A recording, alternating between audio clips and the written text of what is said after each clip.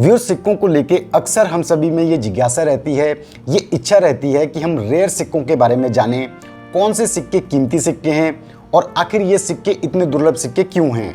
लेकिन क्या आपने कभी लकी कॉइन्स के बारे में सुना है? ऐसे 5 रुपए, 2 रुपए, 1 रुपए के सिक्के जो किसी के लिए बहुत ज़्यादा लकी साबित हुए हों।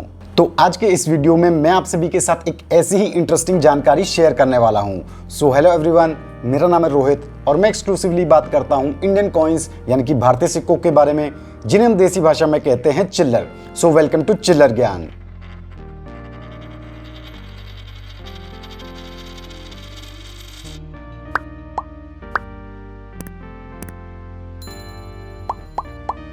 छब्बीस जुलाई यानी कि आज ही के दिन in the year 1999 Indian soldiers ने विजय हासिल की थी कारगिल के ऐतिहासिक युद्ध में। इसी वजह से आज के इस दिन को कारगिल विजय दिवस के रूप में याद किया जाता है, भारत के उन सभी ब्रेव सोल्जर्स की रिस्पेक्ट और ऑनर में। तो हम सभी की तरफ से उन सभी ब्रेव सोल्जर्स और उनकी फैमिलीज के अमूल्य बलिदान के लिए बहुत ज़्यादा रिस्पेक्ट और बहुत ज़्यादा धन्यवाद। तो व्यूअर्स, आज का ये वीडियो चिल्लर ज्ञान के बाकी वीडियो से थोड़ा सा हटके है। कुछ टाइम पहले मैंने भारत के कारगिल वॉर हीरो का एक इंटरव्यू यूट्यूब पे देखा था, जिसमें उन्होंने अपना एक्सपीरियंस इस युद्ध से रिलेटेड सभी के साथ शेयर किया था। व्यूअर्स, मुझे पर्सनली उनकी ये स्टोरी और उनका ये एक्सपीरियंस बहुत ही इंस्पायरिंग लगा था और इसी कहानी से जुड़ा था सिक्कों से जुड़ा हुआ एक छोटा सा पहलू। ये छोटा सा जरूर था, लेकिन एक बहुत ही इंपॉर्टेंट इंस्टेंस है इस एक्सपीरियंस का।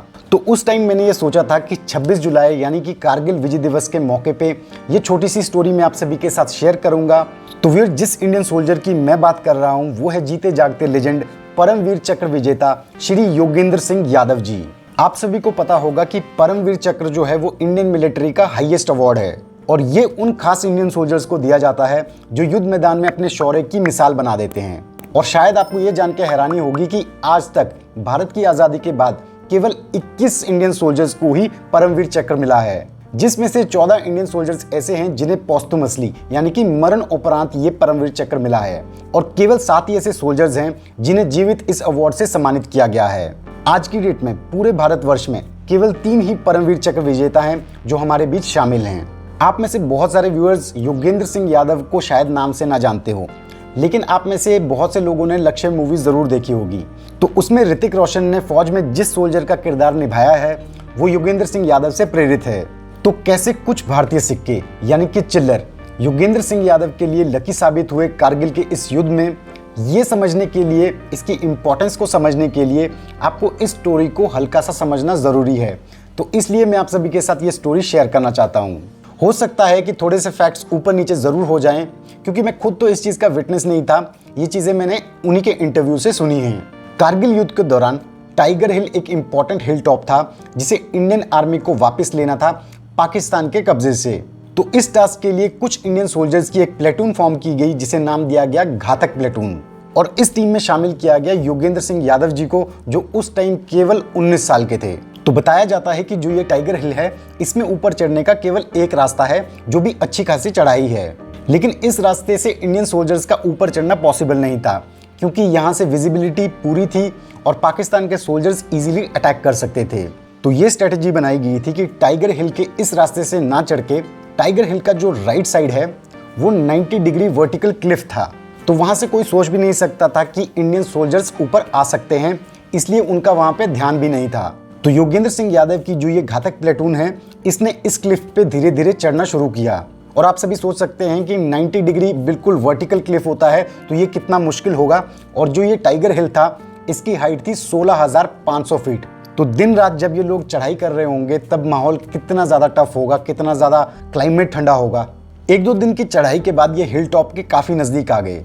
तो ऊपर का व्यू जो था वो ये था कि टाइगर हिल का जो टॉप है उसके 60-70 मीटर नीचे पाकिस्तान के 2 बंकर्स थे, और बंकर्स वाला ये एरिया थोड़ा सा प्लेन था।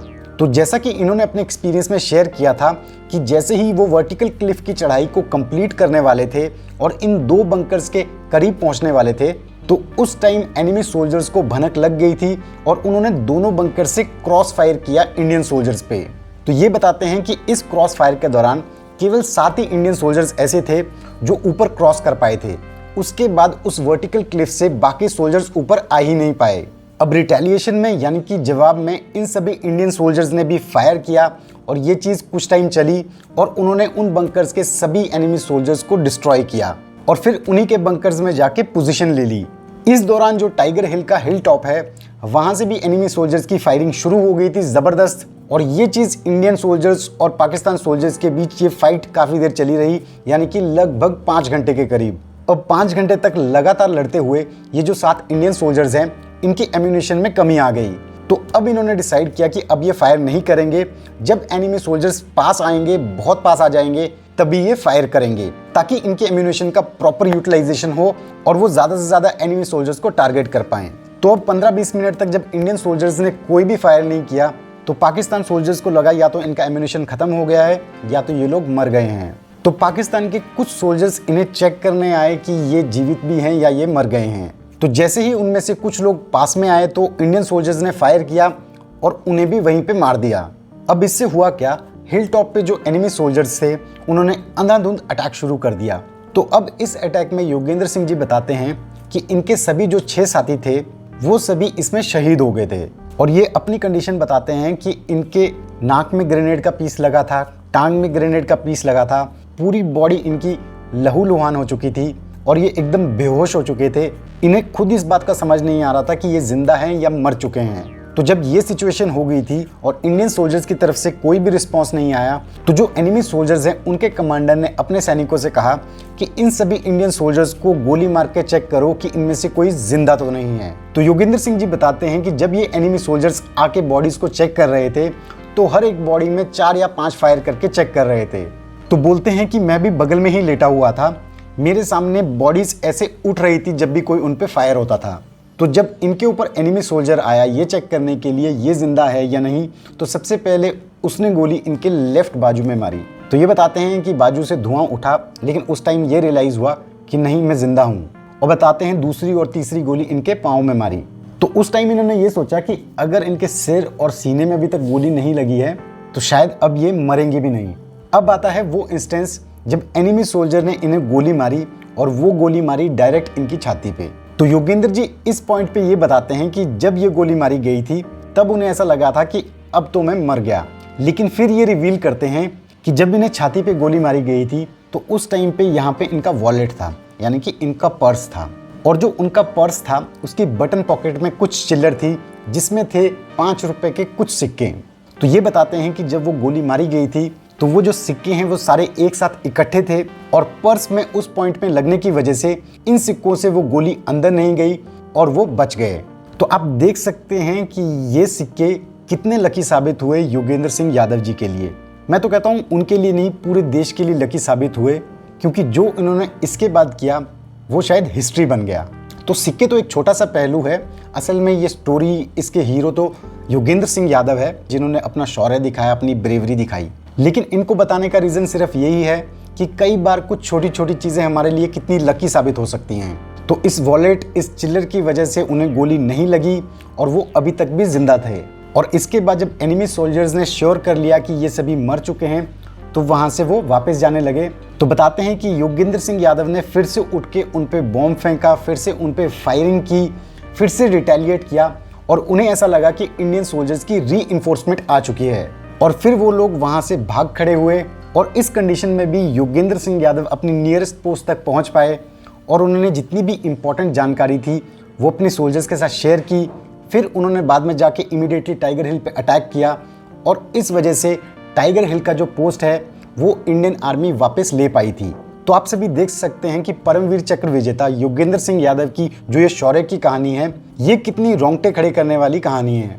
5 रुपए के ये कुछ सिक्के, हालांकि एक बहुत छोटी सी चीज़ है, लेकिन इस एक्सपीरियंस का एक बहुत इंपॉर्टेंट हिस्सा कह सकते हैं, क्योंकि इसकी वजह से योगेंद्र सिंह यादव की जान बच पाई और हम ये मिशन जीत पाए। व्यूअर्स, योगेंद्र सिंह यादव जी का ये एक्सपीरियंस और स्टोरी तो मैंने आप सभी को सुनाई, लेकिन आज कारगिल दिवस के इस मौके पे मैं चाहूँगा कि आप योगेंद्र सिंह यादव के इस इंटरव्यू को, जिसमें खुद इन्होंने इस एक्सपीरियंस को शेयर किया है, आप सभी इसे ज़रूर देखें।